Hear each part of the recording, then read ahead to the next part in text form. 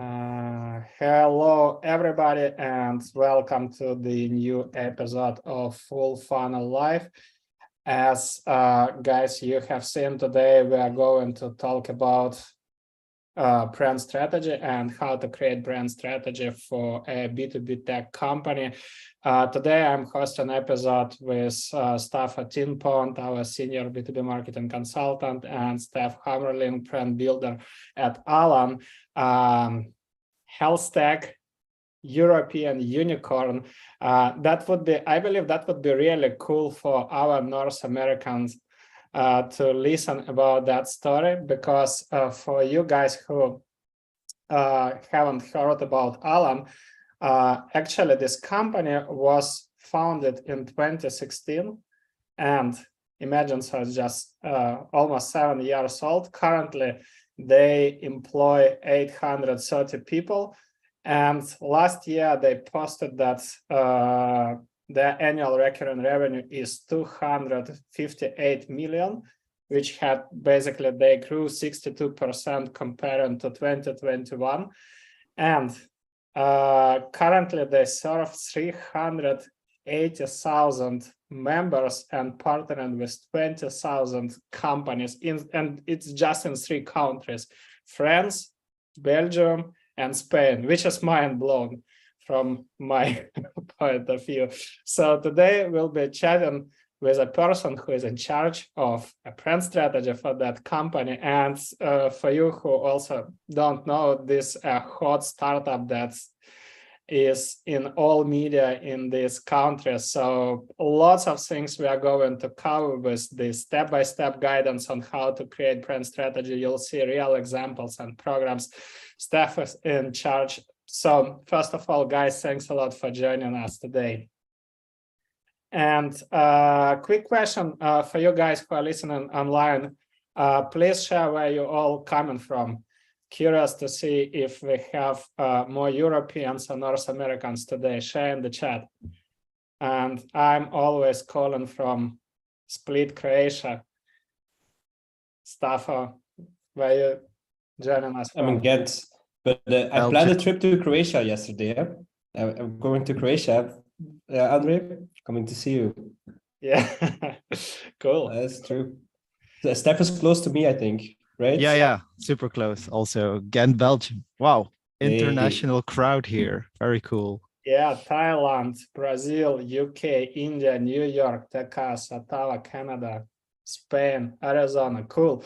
So I believe that would be a really cool conversation. And again, I believe not so many people in Europe are aware of Alan just because of their focus on just 3 countries. But again, sharing all the results this company achieved, this is mind-blowing.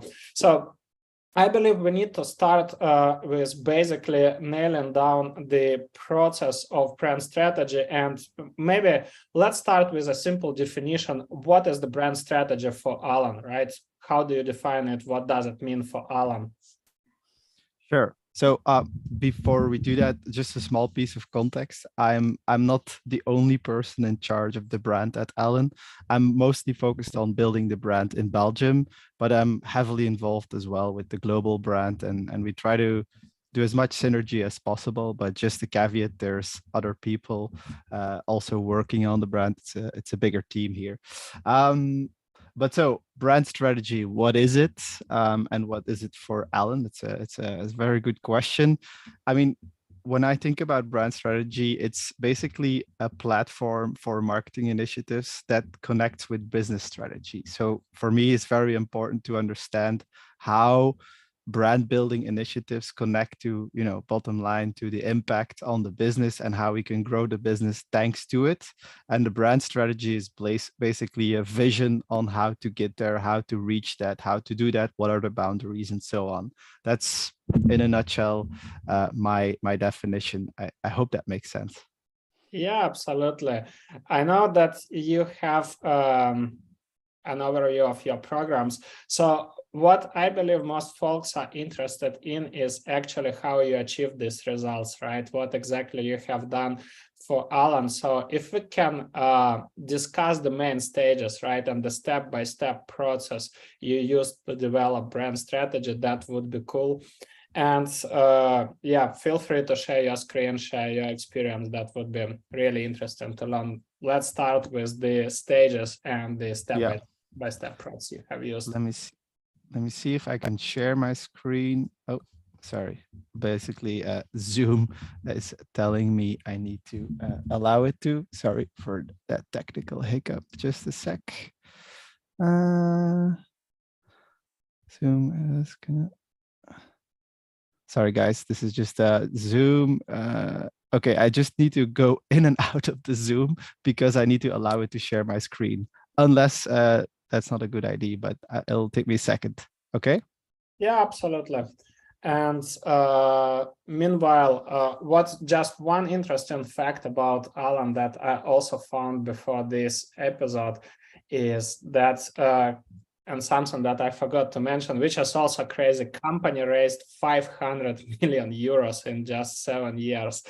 And we had a chat with Stapho, so the company is almost in all Belgium media.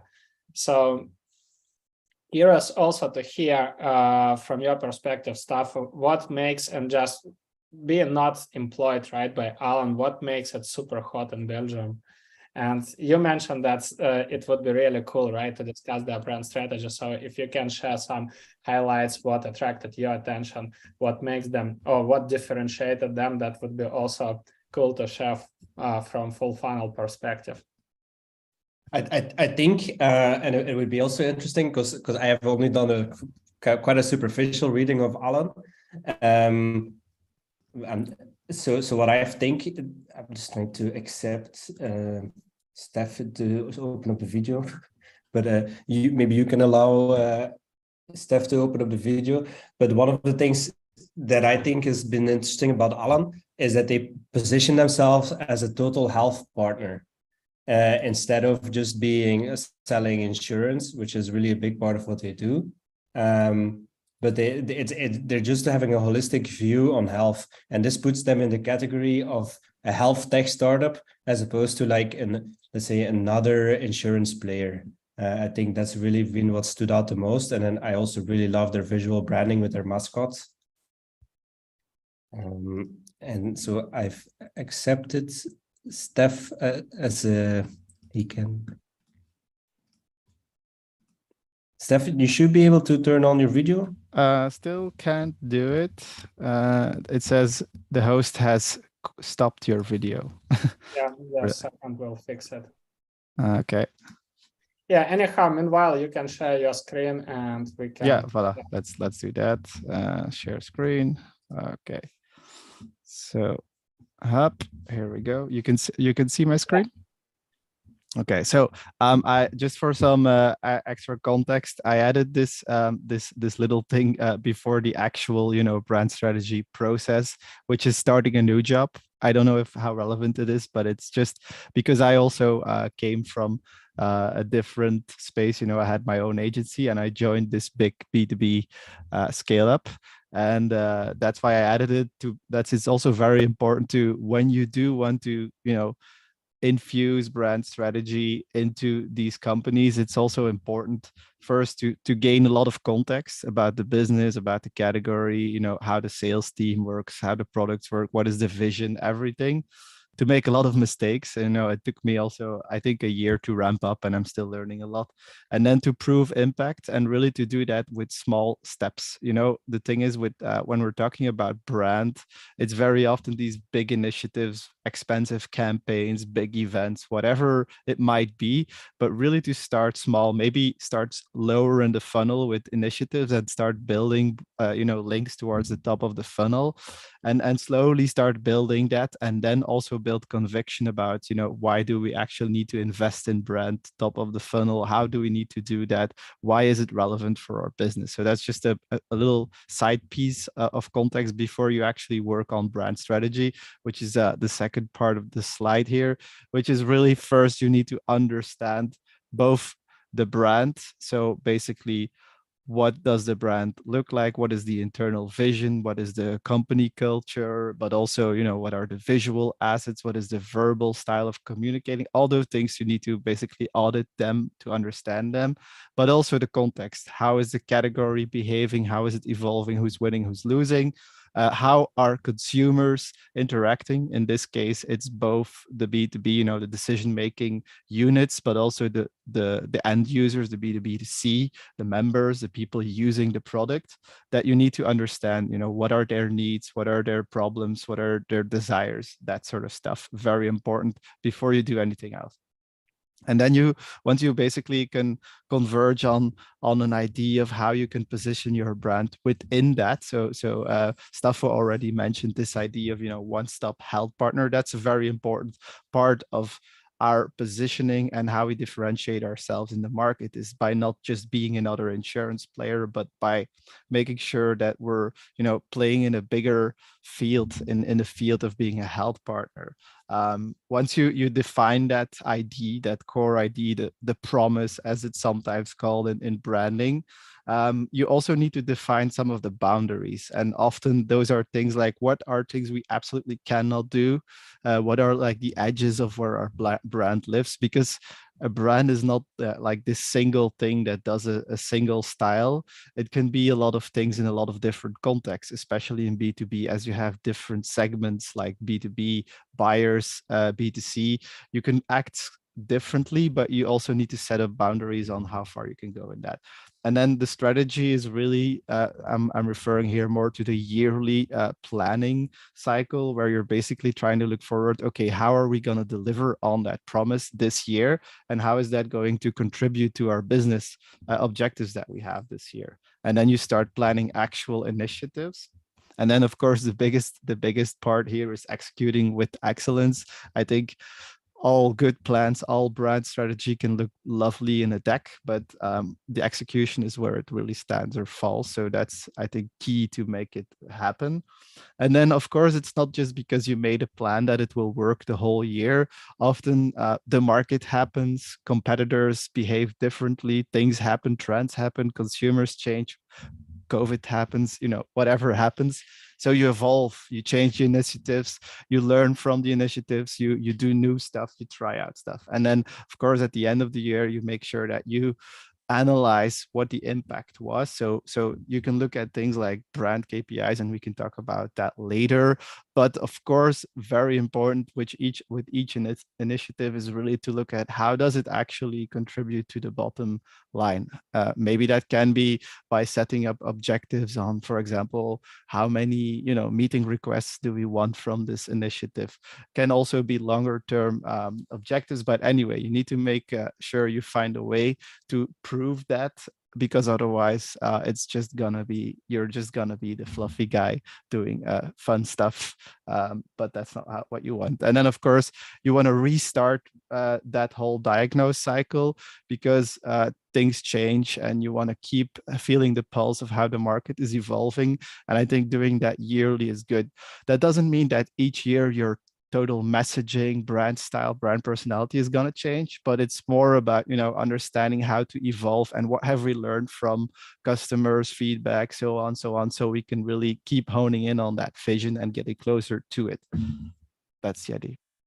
From your perspective, who should be involved into brand strategy development?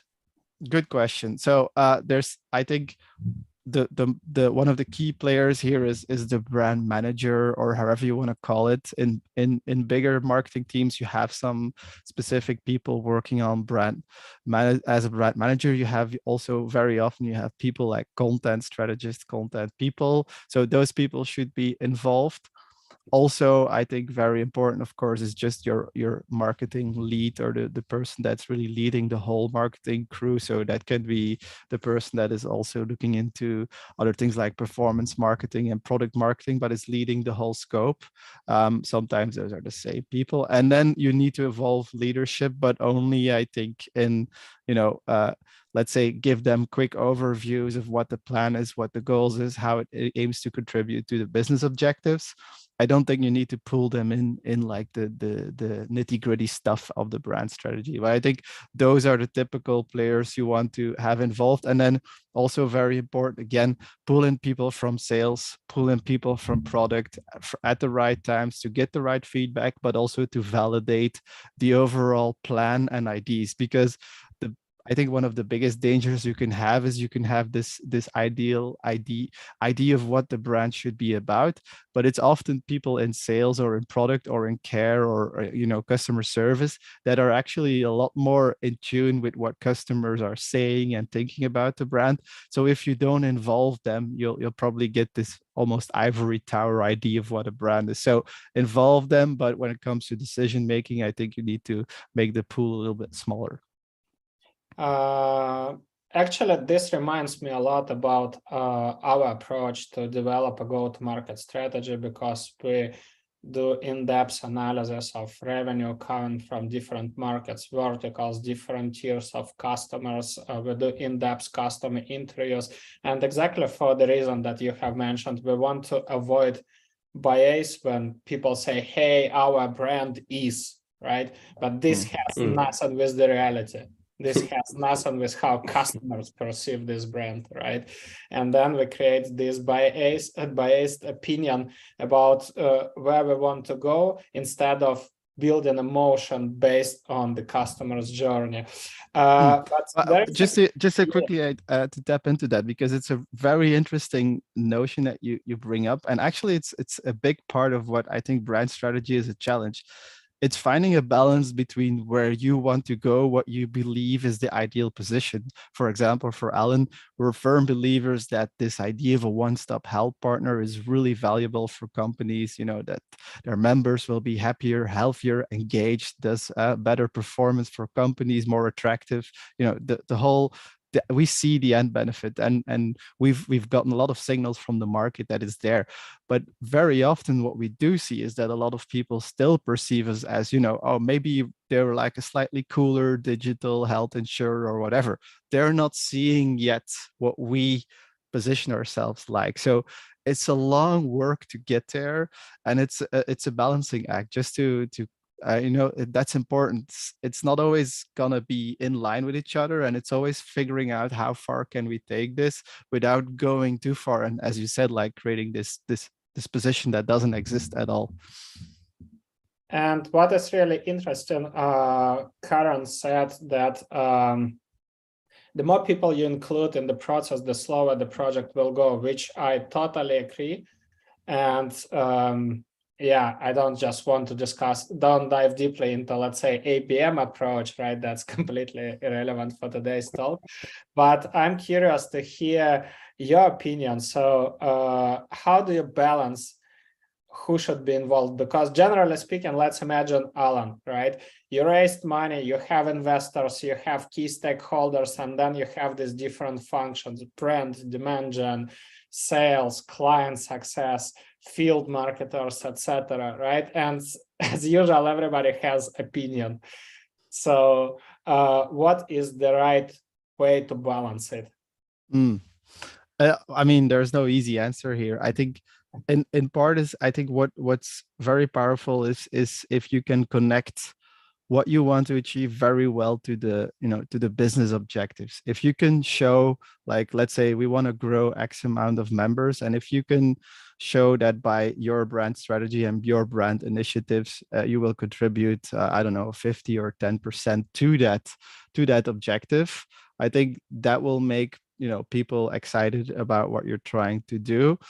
So I think that's part of the solution, is just making sure that you can highlight that. But when it comes to your question, was more about who to involve, or did I get it? Yeah. Yeah, and also the question how to balance the amount of people that are involved in the process, right? Just not to slow it down. Yeah, well, I mean, at Allen, we have a very specific culture and some leadership principles. One of them is what we call distributed ownership, and it really allows us to be very much owners of a certain part. So, for example, I'm owning the brand building in Belgium. So basically, I can make a decision on this is how we're gonna do it. and there's nobody that could challenge me on that. Of course, I need to make sure that I create an informed opinion and that I validate it with people. But basically, because of this structure where people can make big decisions in an informed way, it allows you to move faster, I think, than in a lot of traditional companies where you just basically, this is just a painful process and a never-ending diplomacy battle. Yeah, makes sense. And probably just to wrap it up, let's say the theoretical part. You operate in 3 countries, and lots of people who are listening to us, they have distributed teams, right? So my question is, how global brand strategy should be aligned with local brand strategy? Because you can't apply the same principles if you are going to a new market, right? Where you don't have existing customers, there would be different level of competition, etc. So what are thoughts, and maybe you can share experience of how you align it with other countries? Yeah, that's a very interesting challenge. I agree. I think first is very important to what I said earlier, understand the context of the market you are in. So that means also your life stage of where you are at. For example, in France, Alan is huge. They are very well known. Our founder is very well known. The doors open a lot easier. I'm not saying that it's super easy, but because they were this poster child, they grew very quickly in the tech scene. There was a lot of buzz around them. In Belgium, we're at a totally different growth stage, and we need to do different type of marketing initiatives to follow up on that. So what is global is, for example, our overall positioning. What do we believe is the end benefit, the promise of our product? That's something we don't believe that it should be so like hyper local, but what is local in terms of brand strategy is often now what are the actual initiatives we need to do to make sure everybody understands that positioning. And that can be working with local famous people, having a local event strategy, whatever it is you need to do. And that can be very adapted. For example, in France, they can lean a lot more on publishing interesting results because they're more well known. They have a broader audience. In Belgium, we need to borrow or tap into audiences more because we don't have those audiences yet. So that requires different tactics. It requires, for example, maybe working together with HR influencers, buying media space or whatever you can to get exposure in those types of audiences a lot more. So you see, there's a lot of different tactics per country, but overall, I think when it comes to brand strategy, there's a lot of benefits of having, a line, a global brand ID, a global brand identity, because you can create a lot of synergy, and over time, this really builds up and it becomes more cost effective. What I suggest to do, I think that's a perfect time to dive deeply into your program, or what you call campaign ecosystem.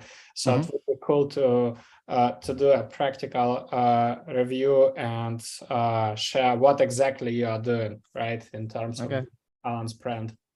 So these were some slides. We can get back to them, but I just shared this this screenshot.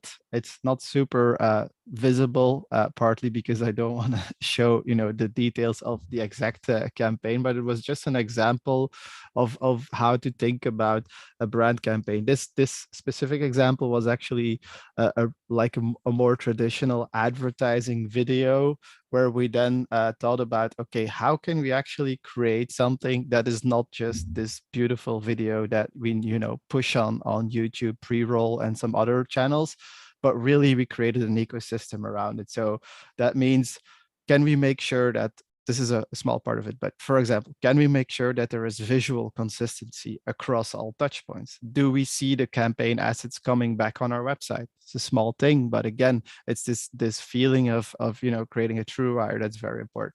But then also, how can we get earned media to cover this, leveraging this video or leveraging a talking point that earned media will be interested? How can we use it on events? How can we use social media? Can we create content linked to this campaign?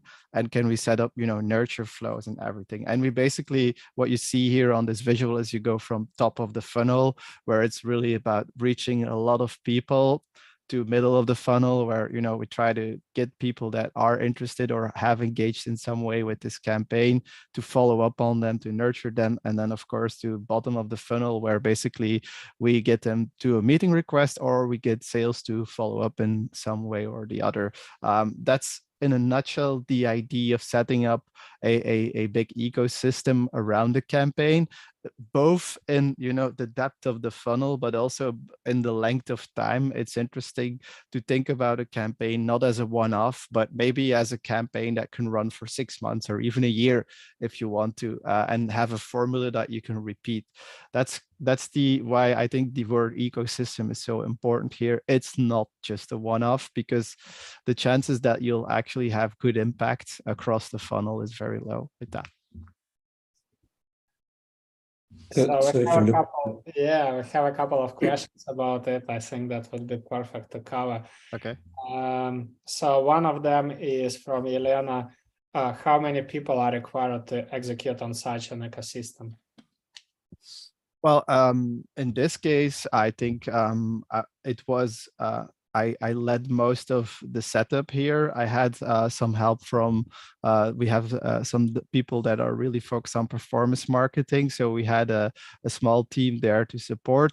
Then I had also, of course, a lot of help from my co-marketing team member. And then I also had, of course, some external people, like a video crew, some other people that are needed. We worked with a sonic branding agency to create a custom soundtrack. So depending on the scope, I'd say somewhere between 3 to 7 people for this type of campaign. But I think it really depends. You could go for a lot less and a lot more people depending on the scale. I could give another example quickly, by the way. This was a campaign we did recently, and it's not the campaign ecosystem overview, but just to show you how things stay connected is really what we first did is, for example, we sent books to a lot of our customers end of the year. We send them a nice book with, our little mascot bookmark, but also a postcard with just thanking them.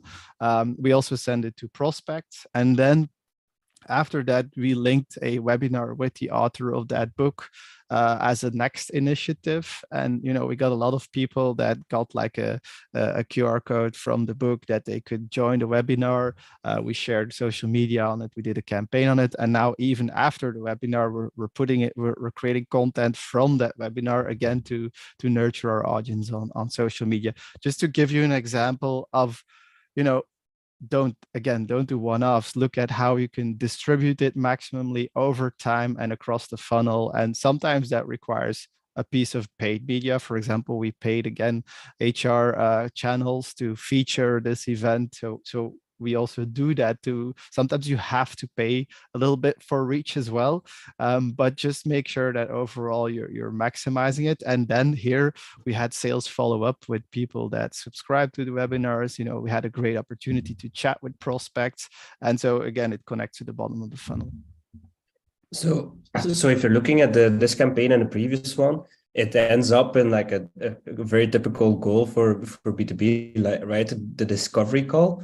But then you also have the performance management people in there. You have the content, you have the branding. So a campaign like this, is this initiated by you in your function as like a leader within branding, or how does a campaign like this come about? Yeah, like who owns this? Yeah, it's mostly initiated by me or other brand people.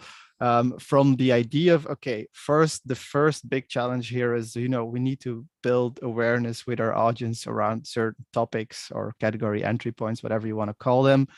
That's the big challenge, because we want to grow X amount. And as you know, you guys know, 95% of buyers is out of market. So we need to reach those people. You know, that's a big objective. We start figuring out initiatives, and then we start looking at how can we connect them to the bottom line. And then we start chatting with the different teams. These teams have their own always on, you know, initiatives running as well. But the idea is to connect them when you can. And otherwise, of course, always have product marketing and performance marketing do their stuff. It's not like they just tailor their workload to what we're trying to do, but it's really trying to connect when you have bigger initiatives.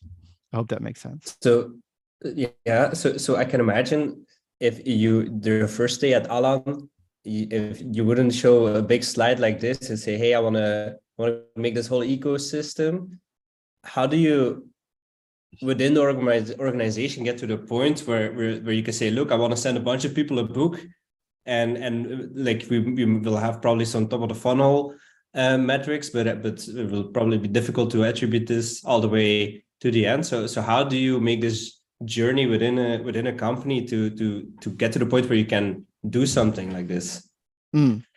I think there's two parts. One part is, for example, at Allen, I think you might have known the brand way before I arrived there. They already had this idea of building a strong brand because they wanted to be differentiated.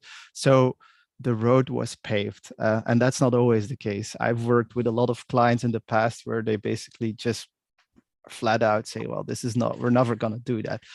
That's one part. Is, you know, what I said in the beginning is you need to either build that conviction when it's not there, and that takes time and that takes small initiatives.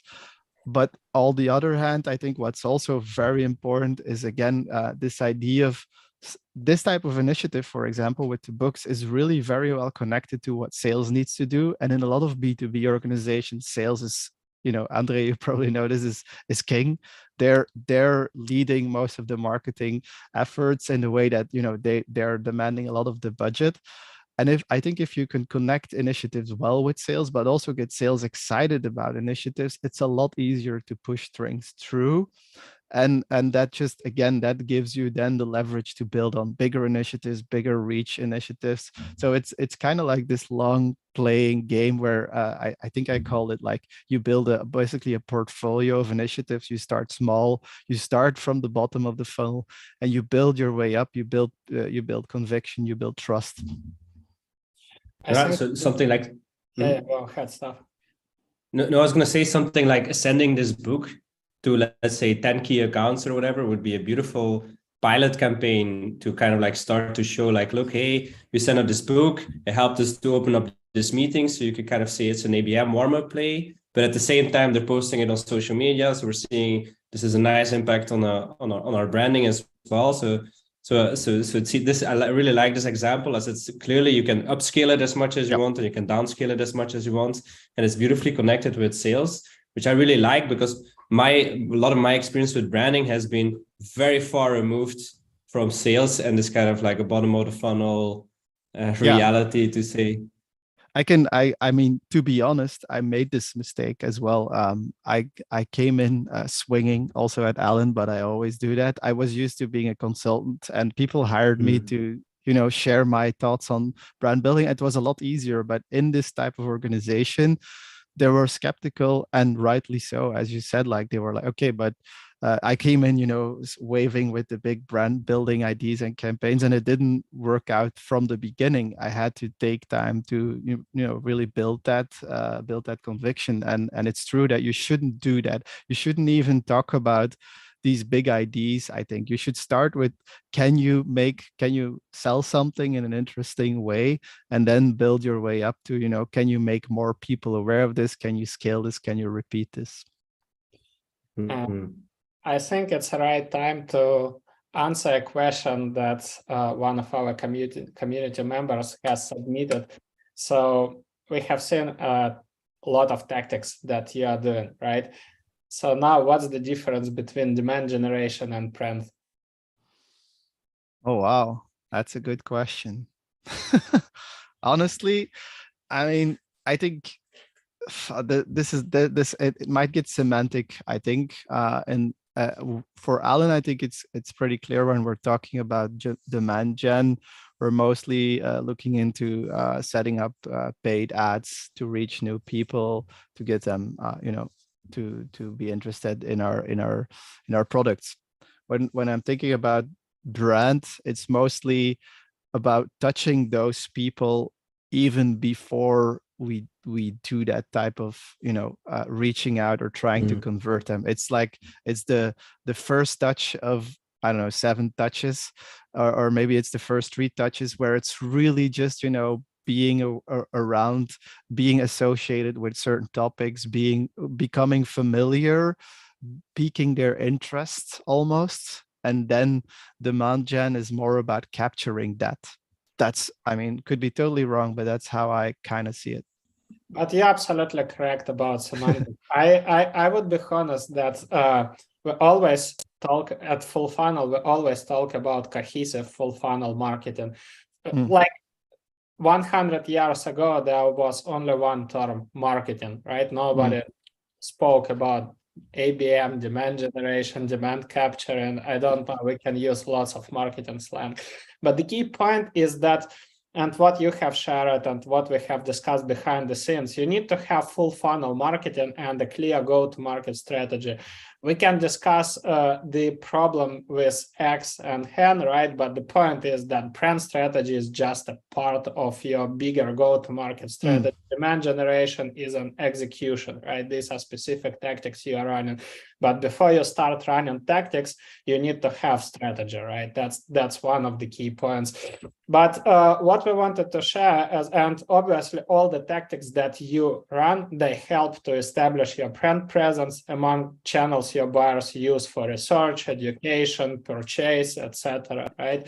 That's the first thing. The second one, the content you are sharing and the expertise that you are sharing, it's basically what drives demand for your product, right? It's not just it's not only creative ad. If the creative ad is useless, if it doesn't resonate with target buyers, right?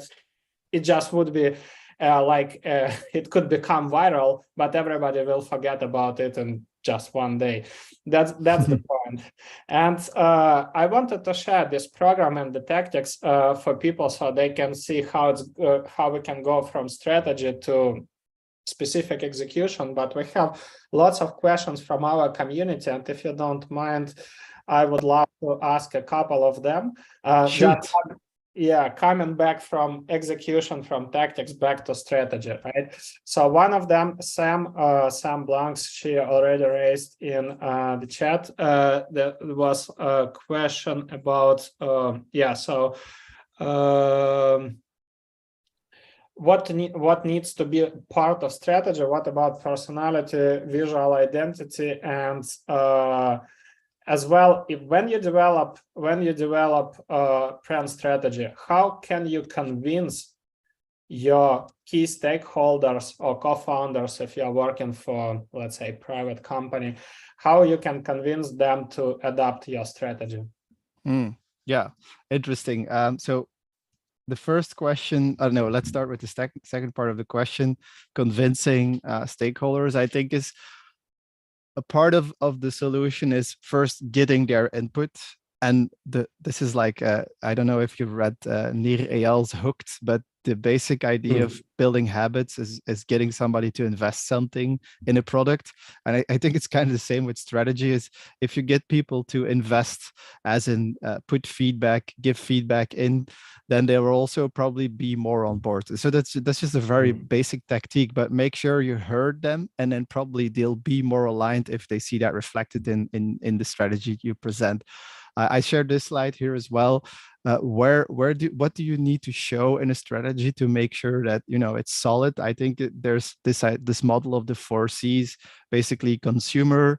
You need to understand the consumer. You need to understand the category. You need to understand culture, and sometimes these things overlap.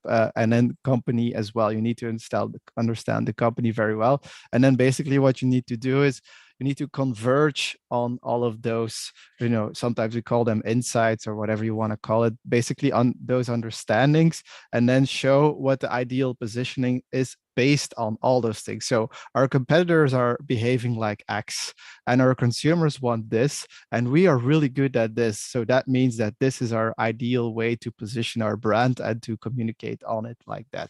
I think that's, I know it's not all of the answer, but that's part of it. Show that you really understand, show that you really understand the concept, pull them in, and then share it in a very engaging way.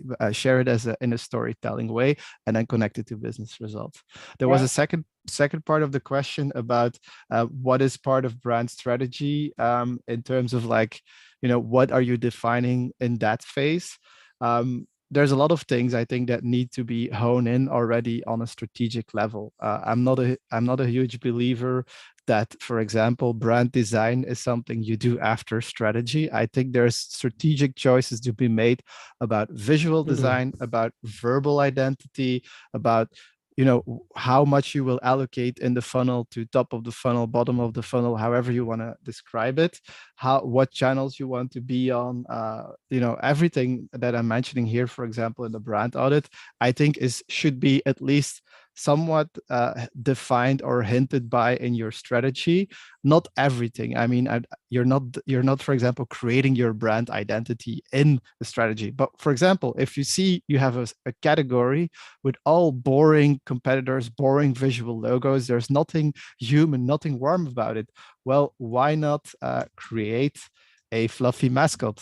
For example, that can be a strategic insight that you create based on this category is very boring, very corporate. Well, we're going to create this fluffy, warm animal. It's going to stand out. That's, for me, that's a strategic consideration.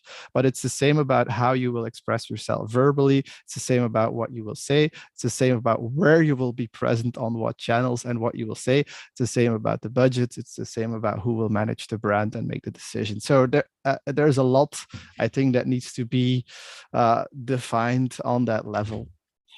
But let me ask you one question. I imagine lots of people who are listening or will be listening to this episode, they are in this situation right now. So what if they are working for a boring company right now? The executives don't have marketing background. They have tech background or domain knowledge or coming from sales.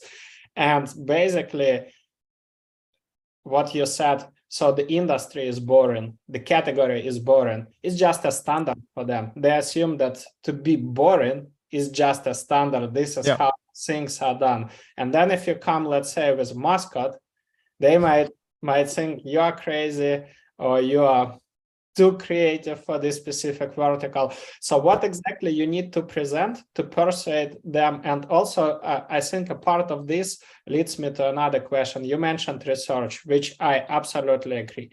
So what should you present? So what should be included into that research? And also what metrics you need to show to get their buy-in? Because finally, executives, they don't buy visuals, right? They buy data. Okay, right. There's a couple of parts to this question. First, what do you need to like show them to make sure that that they are on board with, for example, being different? I think one part of it is you can show them a lot of science that really shows that, for example, this is a graph I'm showing here on like what is the most memorable, like what are the best assets to create brand linkage and recall. And you see here, for example, character, sound are assets that are typically very good to create recall. Radio ads are one of the most effective ways of advertising. We don't like that because it sounds traditional, but it's true because it's sonic. This type of science is one thing, but I'll tell you again, like if you do this, if you just share this, they'll be like, yeah, sure, but it doesn't work for us that way. So this alone won't work. It will never work. I tried, trust me. I think what the other part of it, and I'm gonna start repetitive now, but I think the other part is you can start to show impact of creative and out of the box results by doing small things. Maybe on an event, you do a crazy, I don't know, neon background, or maybe you do a different style, and instead of a boring webinar, you do one thing different, and you collect feedback on that one thing. You know, maybe somebody sends a WhatsApp or sales gets a message, hey, I got this really, like, for example, the book, I got this really funny book, and you know, the bookmark is so cool. And like these small things, I think you need to show that this has impact on the smallest level. That's a way, I think, to again build this. But there's no easy formula. It's gonna take you years, 2 years, and maybe you need to leave because it's not working. That's also an option. But I think there is companies that will always be like this. So I mean, I would say go try as hard as you can and find small things where you can do it and see if you can prove the impact. Also, why not show the science? But at the end of the day, sometimes people won't budge, and then maybe it's time to go elsewhere.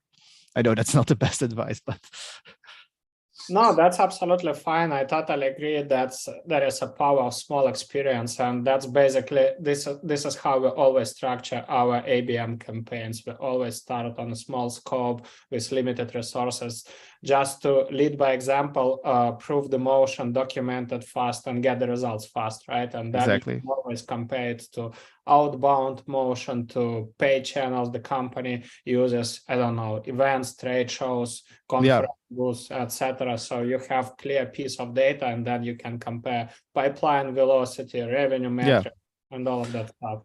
I wanted to say one more thing that's, I think, also an interesting thing that's happening at Allen. And again, I mean, this is, of course, a company that already somewhat believes in the power of brand building. So I'm biased here, but what could help is, for example, invite people to come speak or share things that have people that have successful brands that people look up to. Very often it's hard when you say it, but when you have somebody else saying it to, you know, the team or your leadership, it works a lot better. So maybe you could hire a consultant. Maybe you could just ask somebody that's at a successful brand to come, you know, share their thoughts on how their brand building, and that can really help to inspire people. Like, hey, we really need to do better. We're actually quite boring and very, you know, polite with how we do these things. So I think that's also an interesting technique to look at. Just show case studies of companies they're looking up to that are successful, where it's basically undeniable that something is working for them. But that might work if you have budget, obviously, and if you are allowed to bring external person, right? Which absolutely makes sense. I'm available for free. I can imagine, like, you're like in a call, Stef shows up, oh, you guys are boring, and then it just like drops out, goes to the next call. It's a perfect like a shocker effect. No, but just one example here, by the way. If you can't invite the people because you have to pay them, I think first off, you can build connections through LinkedIn first, show them that you admire them, and maybe they'll do it for free or they'll hop on a Zoom call. But maybe one other thing to do is just share examples. Like we have a lot of Slack channels where one of them is just sharing really interesting examples. And for example, 𝐂𝐔𝐒 is a really interesting brand visually and from a brand messaging standpoint that a lot of people can relate to, because they're like, yeah, okay, these guys really grew very fast in their category, and part of the success story is brand. So I think there's ways, but yeah, I mean, again, there's also limitations to what you can change. But let me ask you, sorry for interrupting you. Let me ask you one more question. So imagine we don't have options to bring external consultants, and we don't have resources or capacity to experiment, which is, let's say, which is an excuse, but anyhow, let's pretend we are not allowed to. Anyhow, we look at the current brand positioning, right? Which is like, we are the leading company on the market. Our mission, which is blah, blah, blah, high level stuff, which means nothing, right? So you understand that the things should be changed. The marketing should be done differently, etc. But this means that you need to initiate the change management in your organization. So anyhow, coming back, what metrics, what KPIs you need to present to executives to at least make them think that, okay, things should be done differently, or we need to change? Yeah, that's a good question. I think one of the things you can really show is, for example, share search is a really good one because it's free.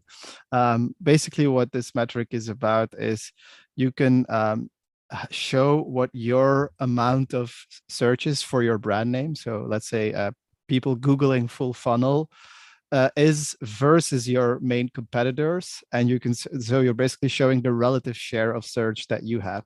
What this really shows is basically almost your position in the market, your mental position in the market, in the sense that this is mental market share. This is what people have in their mind when they are actually showing that they're Googling your brand name. It definitely means that they're aware of your brand.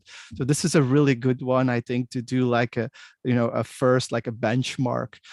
Sometimes it's also interesting to just look at branded searches and not per se do it relative to competitors, but just showing that either it has risen through brand initiatives is already a good start. But this showing basically like, hey guys, we have 2% or less of this share of search. We're basically an unknown brand, which means that people are not going to be looking for us, which means we're either going to have to pay to get there, or we're going to have to, organically find ways to get there. And it's not always that easy. So why should we not invest in brand if there's so little awareness? I think that's one of those examples that works really well. Other things you can do, but this is trickier. Like brand tracking surveys, it's not gonna happen when you don't have people interested in it. They're not gonna pay $10K to do a brand tracking survey. So I think actually Google is one of the best ways to start. Other things you can do is like what I often do is it depends on the category, but is, for example, make a listing of LinkedIn followers per competitor and compare it to yours. Again, these are really like very often bad indicators of like, they're not correlating to market share one-to-one, but they give you a good idea of where you are in the market. And these are really helpful to just, again, put it in perspective, because very often, companies and leadership, they're very much introverted, and showing them how critical it is and where you are by use of these types of democratic available tools, I think is a great way to start. Another thing to do is, for example, very often sales will actually tell you that they're having trouble opening doors because your brand is not well known. That's great. That's perfect. That's what you want. You want to really share like, hey guys, our sales is they're having trouble right now.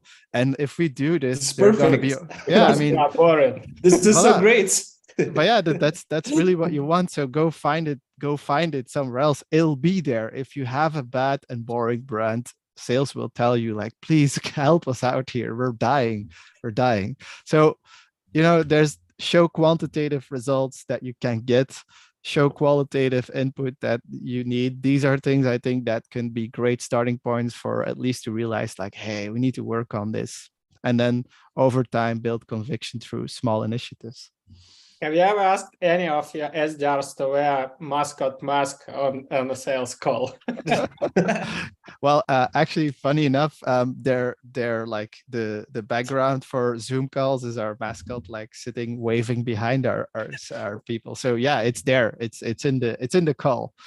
It could be crazy experience if you could just sue it for them and ask to. Yeah. There's this I think it's almost an urban myth, and maybe Stapho, you heard it in Ghent. There used to be this agency. I don't know if they're actually good, but this story stuck with me, is that for each sales conversation they brought like a bowl with water and a fish in it, and they put it on the table, and then there was some story what they did. But the only thing people kept coming back to was like, these guys came in with a fish bowl. Like that was like so memorable. So I don't know if it's a good example of branding, but after 10 years, it's still stuck with me. So, I mean, these types of I think that's a big part of branding. We talk a lot about in B2B especially, and in B2B tech even more. We're very rational, Yeah. We're very much about how can we measure this? How can we prove the ROI? And that's fine in a way.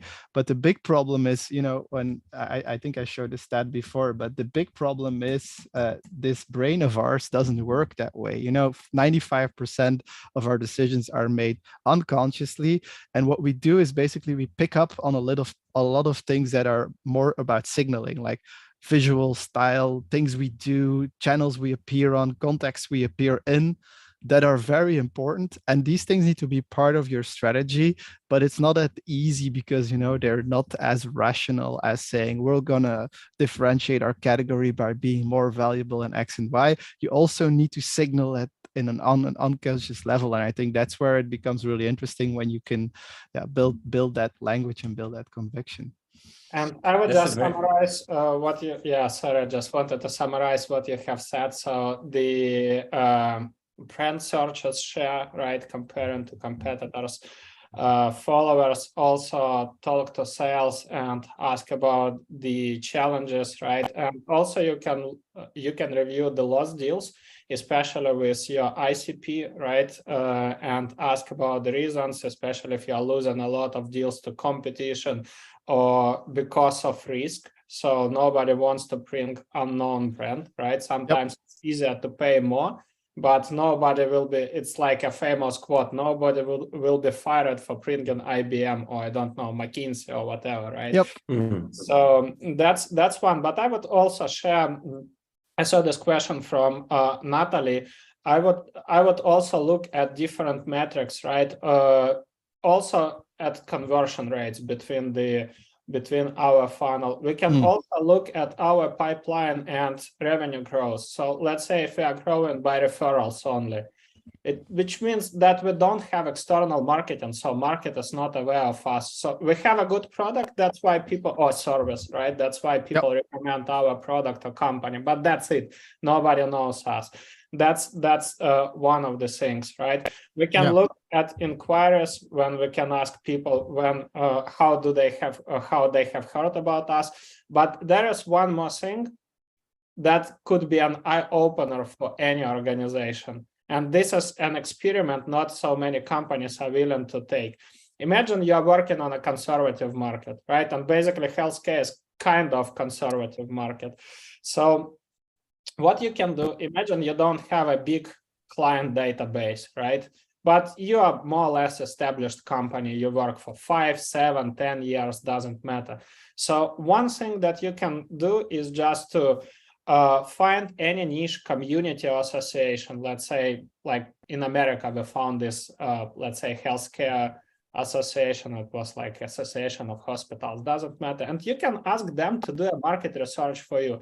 You can name your top 5 competitors and ask them to run a survey with their community members and just ask, who will you select as a #1 vendor if you need this specific product service, right?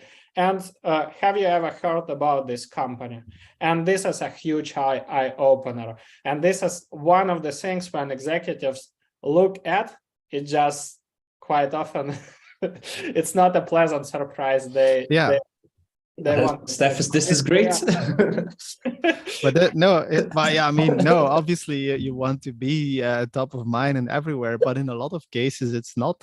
And I mean, this is a specific problem. I talked about it 2 weeks ago on another show about the dark funnel. I think we're so obsessed with digital marketing and performance marketing because it's so measurable, but we're not per se always investing in the right thing. We're investing in what's visible.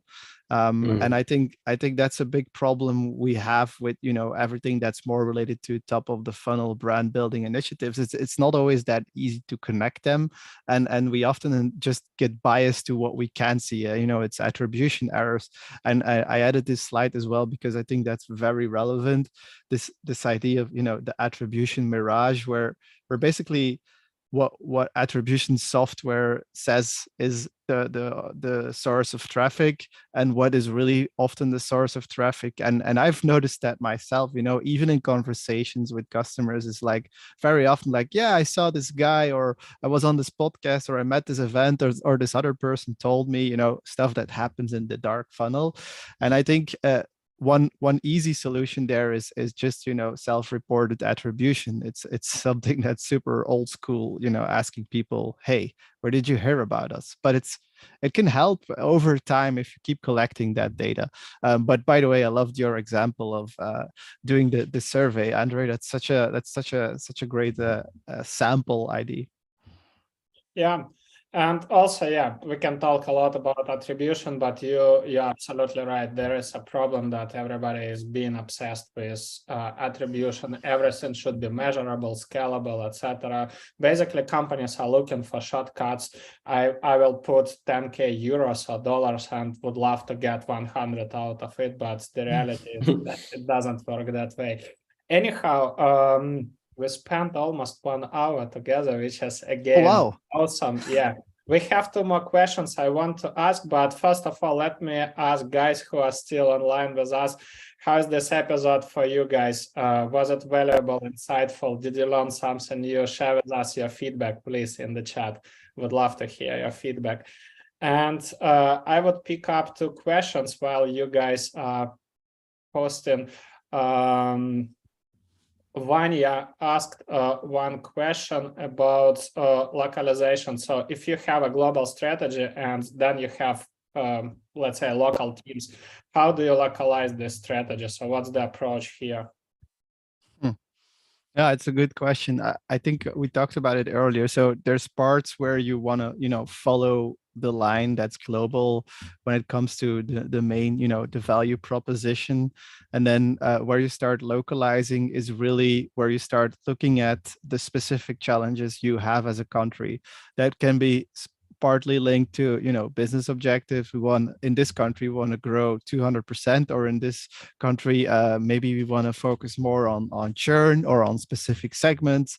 And obviously, you're going to have to tailor part of your strategy to that, I think. And in the other part, it's looking then at what we talked earlier about, you know, what is the state of our brand in this country versus in other countries. And then it's really about, you know, what initiatives work well for this type of problem.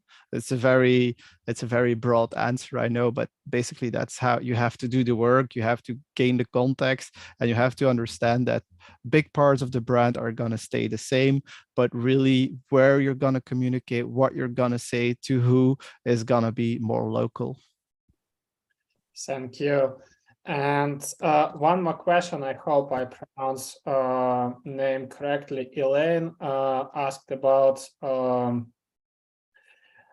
a new or unknown brand that needs conversions, I assume needs to get traction, when it is better to execute brand awareness campaigns versus product go-to-market campaigns? I mean, it's never, for me, it's never one or the other. You need people to become aware of your service before you can convert them into customers. You can do that by picking up your phone and trying to call everyone, or you can find ways to, you know, get bigger reach and to find, you know, get earned media or get shared media or whatever you want to do to get the word out there. I think it's just good business, and it's not a one or the other. It's not, you know, there's this famous thing about brand building versus sales activation. I don't really believe you can do one or the other. Of course, you need in revenue in early on, and you need to do that by maybe part of it is going door to door, but part of it should be also investing in reaching a lot more people. And that can be small scale. That can be like starting in very local communities by, I don't know, putting up papers at the supermarket, you know, where you hang them on a pinboard or whatever. But it's very small. But I think you need to always consider both things. You need to consider bringing in people in the funnel and converting them. There is no alternative, I believe. Thank you.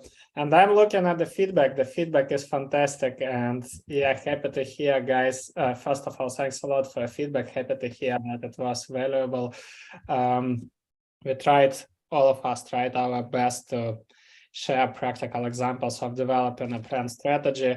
If you don't mind, I dropped a link to our Spotify channel. Please leave us 5 stars. You can even copy paste your feedback. Much appreciated.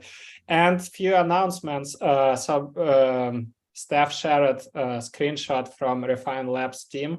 Next week, we have episode with Sam, who worked for Refine Labs. He was VP of Demand Generation, and now he's VP of Marketing at 𝐂𝐔𝐒.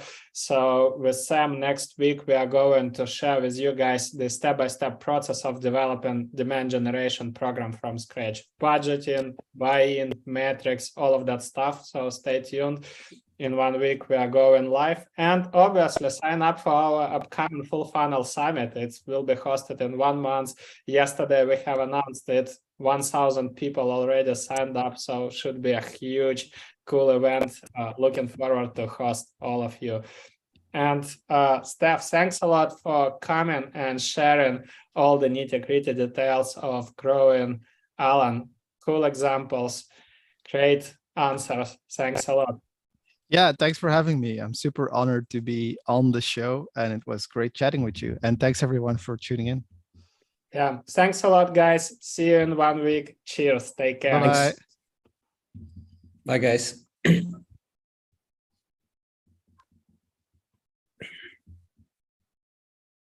Oof.